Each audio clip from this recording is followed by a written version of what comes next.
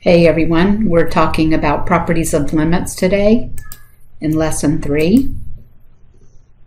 You know from earlier courses we use the letters F, G, and H oftentimes for naming functions symbolically. So we want to look at some of the properties. We're going to label B and C as real numbers and N as a positive integer. And we're going to let F and G be functions.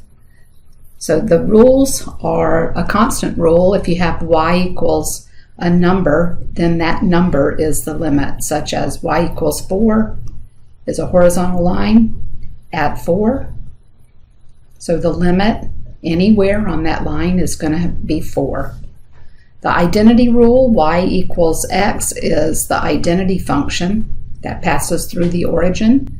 And no matter what your x value is, your y value is going to be also that same value. So at 2, 2, the limit at 2 would also be 2.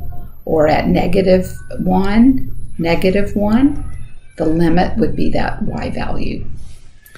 And then the coefficient rule says that you can take the limit of a function times a coefficient by simply doing the limit of the function first and multiplying by the coefficient secondly. So you can move that coefficient outside through the limit rule. The same with sum and difference. If you have pieces of polynomials, you can take the limit of each piece as an individual term and define the limit that way by adding up or subtracting those terms. The product rule, the same thing goes. If you have the limit of a product, then that's the product of the limits. Being able to say that verbally when you see this, the limit of this product is the product of the two limits. And the limit of a quotient is also the quotient of the limit, provided the denominator limit is not 0. And then we have power rule and the composite function rule. This one's a little tricky. We'll see this at the end with some graphs. And you have a composite function. And then the root rule. So mostly these powers go together. Uh-oh, what happened to my screen here?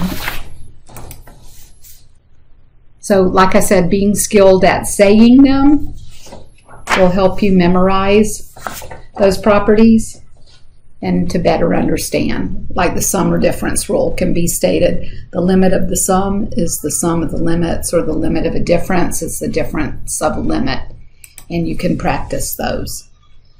So here in example 1, we've got 2 graphs, and we're going to use those graphs to calculate a few limits.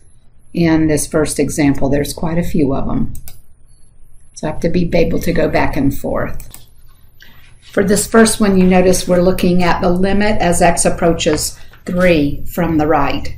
So I want to look at the limit on each particular one and think about them independently. The limit as we approach 3 from the right of the function f of x, and f of x is this graph. So as we approach 3 from the right, the y value is going to 6. And then on the g of x, the limit as we approach 3 from the right on the g of x graph, as we approach 3 from the right, we would be on this branch.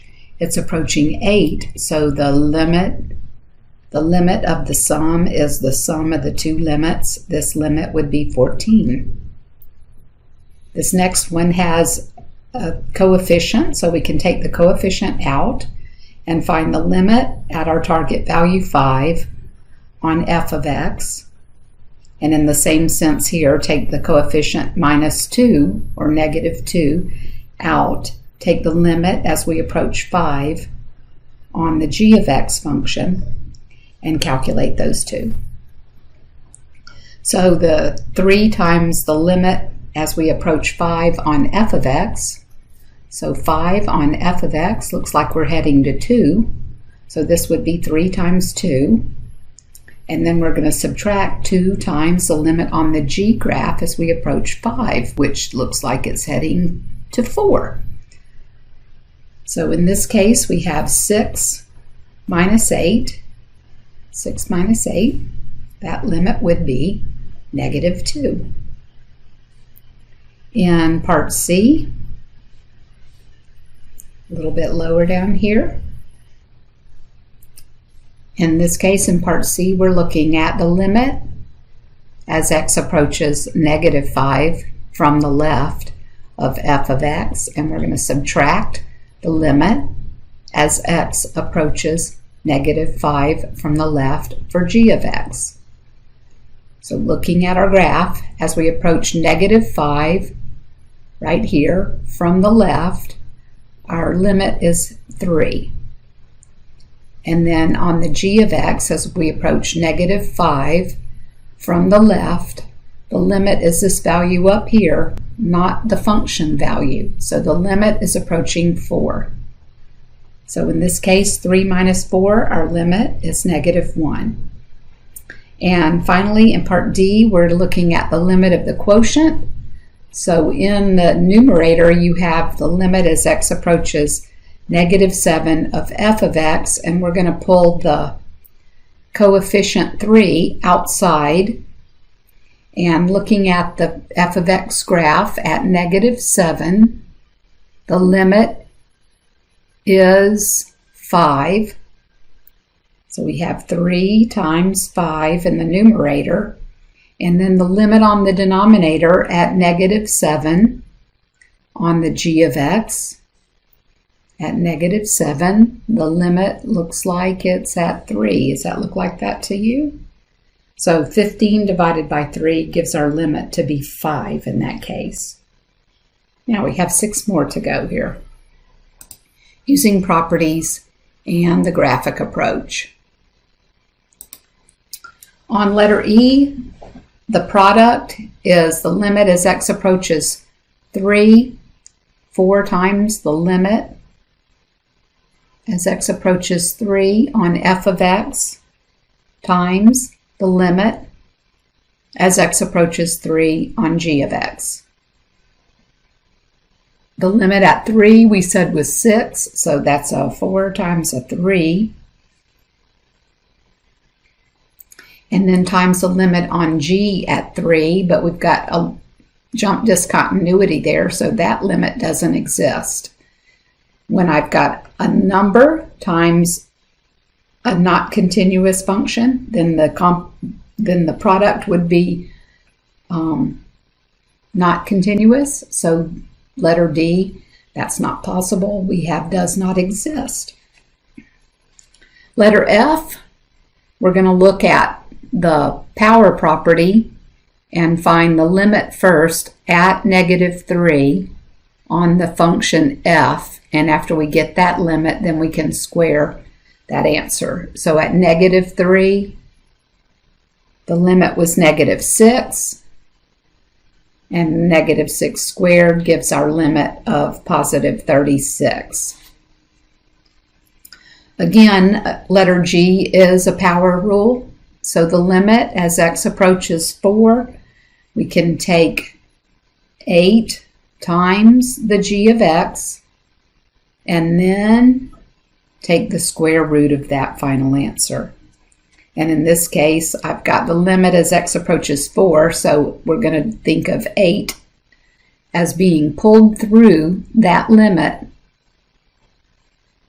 and multiplied by the limit at 4 on the g of x graph, which looks like 5 here. So 8 times 5, that's 40, and then raising that to the half power, which means the square root of 40, or 2 times the square root of 10. And then letter H, let's see, didn't we have an issue here at negative 3 on g of x? No, that was positive 3. Okay, my mistake. So let's see, the limit as x approaches negative 3 on f of x plus the limit as x approaches negative 3 on g of x. So yeah, we're going to have a problem at negative 3 on g of x. So f of x is going to have a limit of negative 6, but this limit doesn't exist, so that doesn't resolve, and we have a does not exist limit. Because remember, a limit must be a real number, and does not exist is not a number, so I can't add a non-number to a number. Letter J, you have the quotient, so the limit of a quotient is the quotient of the limits. And the limit at 6 on F is 0. So you know, no matter what the limit is here, unless it's a does not exist, no, it's not. That limit on G is 5. So 0 over 5 gives our limit of 0. This one was 2 radical 10.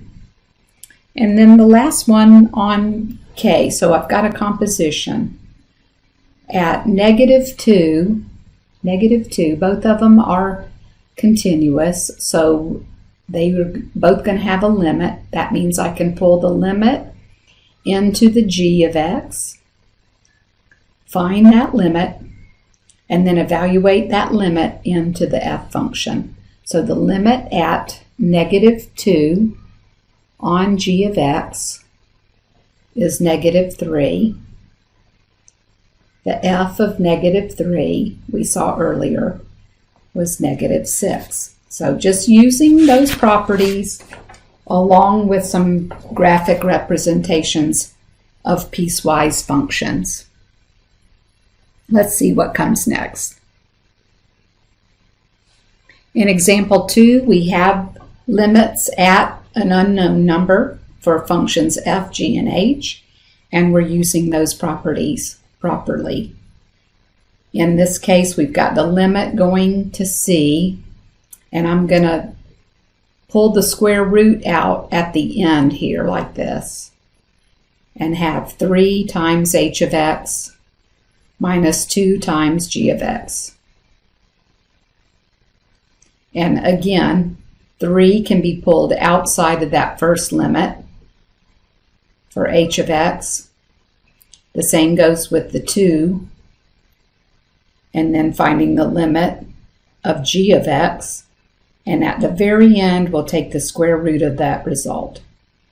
So our limit on h of x is 4, and the limit on g of x is -2, and we're looking at the product, so 12 plus 4, that's 16, and the square root of 16 gives us a limit of 4. So in this case, our limit is 4, following the properties. Letter B, the limit as x approaches c on f of x would be 3. And then I'm going to multiply 5 times, and using the limit property here, the limit on g of x would be -2.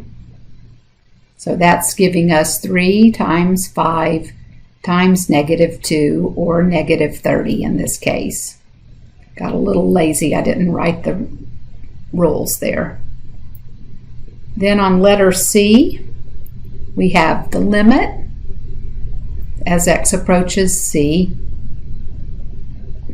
on 7, and I've got the limit minus g of x. So the limit as x approaches c on g of x. So we pulled the limit through, take the limit of each piece, subtract the difference, find the difference, and then square that at the end. So the limit as x approaches 7 is a constant, so the answer is 7. And the limit as x approached c on g of x at the top of the paper, that was -2. So 7 minus -2, quantity squared, is 9 squared, and 9 squared gives us 81. Part D, 2 times the limit, pulling the limit out as x approaches c on f of x, plus 3 times the limit as x approaches c on h of x. And then we're going to divide all of that by the limit at h of x minus the limit at g of x, and our target value is c. And from the top of the paper, for this particular one, we would have 2 times 3 plus 3 times 4 divided by 4 minus negative 2. And that looks like 6 plus 12, which is 18. 18 divided by 6. So in this case, our limit is 3. And 2 more. Letter E, we have the limit of h of x approaching c, and we've got the limit, well, 2 different limits here, right? The limit approaching c on f of x plus the limit approaching c on 6, and we've got to multiply the sum of those 2 limits. So the limit on h was 4, and the limit on f was 3, and the limit approaching c at 6 is going to remain 6. So 4 times 9, in this case 4 times 9, gives our limit 36. And very last one, we want the limit at c for f of x, and when we find that limit, we'll square it at the end, and then 2 limits, the difference of 2 limits on the bottom, the limit approaching c at 4 minus the limit approaching c on g. So the limit on f of x was 3, and we needed to square that. And the limit at 4 is 4, but the limit at g was negative 2. So this looks like 9 divided by 6, and you could either leave it that way, 9 over 6, or if you wanted to simplify, 3 over 2, either one. That's a lot of good practice. All right, limit approaching c on f is 8 and on g is negative 4, and we want to find this crazy one, so this one's a challenge. So 2 times the limit at c on f of x times the limit at c on g of x minus the limit at c on f of x, then take the cube root of that, 1/3 power, and then 2 times the limit at c on g of x, and finally squaring that. So 2 times the limit of f of x is 2 times 8, and the limit on g of x is negative 4. So that looks like negative 64. And then we're going to subtract the limit at c on f of x, so that's 8 to the 1/3 power, and 8 to the 1/3 power is 2. And then this piece over here is 2 times the limit at g of x, which is negative 4, and we're squaring that, so 16 times 2 is 32, and these two make what, negative 34 for example 3. And then a couple more and we're done. So on letter A, given f of x is this and g of x is this, find the limit at 2. So we know this is a polynomial, it's continuous. Negative 2x is a polynomial, it's continuous. That gives us the right to pull this f limit out, find the limit at 2 first on the g of x, and then evaluate that limit in the f of x. So in this case, on the g of x, the g of 2 is negative 4. So if the g of 2 is negative 4, and we want to evaluate the f of negative 4, we're going to plug a negative 4 in for each value on f of x. So negative 4 cubed is negative 64. And negative 4 squared is positive 16, but we're subtracting positive 16. And then 4 times negative 4 is going to subtract another 16. And finally, minus 1. So you don't want to forget that constant here to subtract 1. And 64 minus 32, and one more, minus 33. So 64 and 33, all negative, looks like negative 97 for letter A. And then letter B, same function, but in this case we're going the other way. We're going to take the g function out, find the limit at 2 on the f of x, and then evaluate that limit into the g of x. So in this case I'm thinking 2 cubed minus 2 squared plus 4 times 2 minus 1. And that's going to give us 8 minus 4 plus 8 more minus 1 is at 11. And then the g of 11 would be negative 22. The g of 11 is negative 22. Got ahead of myself here. G of 11 is negative 22 because we have negative 2 times 11. And here in this last example, these are the ones we're going to use with compositions, so those can be a little tricky. Let's set up the view window to look at a double page and work through these. So the limit at 3, if we're allowed, we can pull the limit at 3 and calculate the g of x first and then evaluate that into the f of x. So the limit on the g of x at 3 is positive 1, and the f of positive 1 is negative 2. So that one's good. That was easy. Then we want to look at the limit of g of f of x. So the same way, pull the g out, find the limit approaching negative 1 on f of x,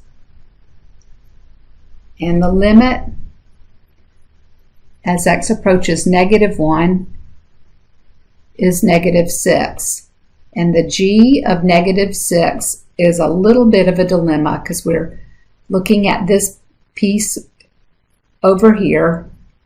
It's continuing to go down at a rate of 2, so down 2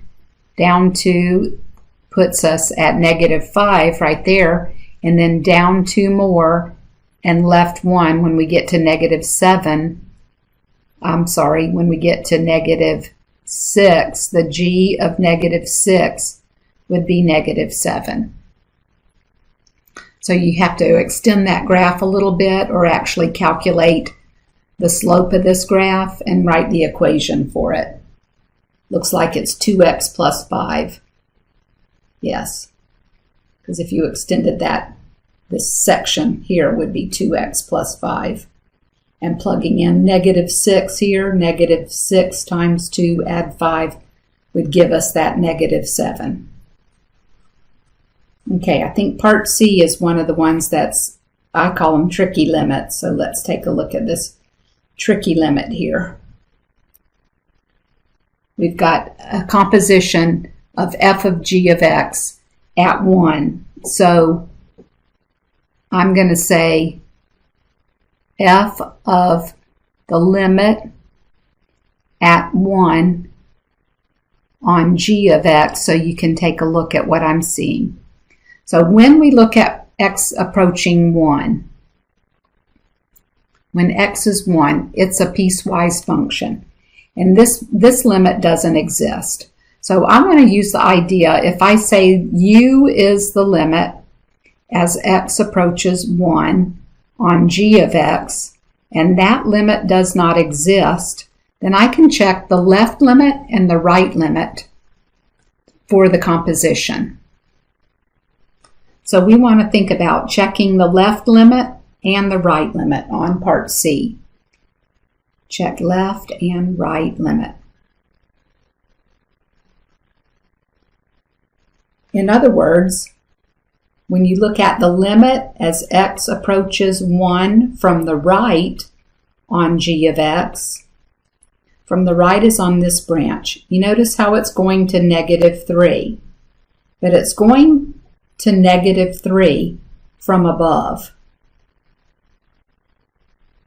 And you can also think from above this way, that each number, as I get closer and closer to 1, the y values to the right are a little bit bigger. They're a little bit bigger than 1. I'm sorry, they're a little bit bigger than -3. And then when we look at the limit as x approaches 1 from the left on g of x, we're on this branch. And again, I'm approaching 1 from above it. In other words, all of these y values are larger than the y value here at -1. So again, we're approaching that from above. Okay, so from above. I'm calling that as a plus sign in that case. Whoop.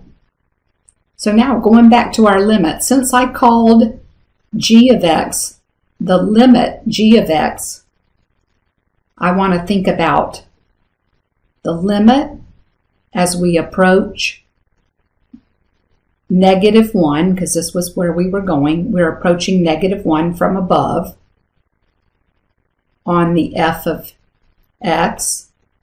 And I want to think about the limit as we approach -3 from above on the f of x for this composition. If they're the same, then the limit exists. If they're not the same, then it would not exist, because a general limit has to approach the same number from the left and from the right. So now we're looking at the x value -1 from the right.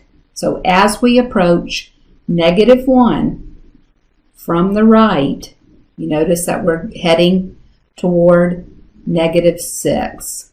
The limit on the f of x at -1 from the right is heading to -6. And the limit on f of x at -3 from the right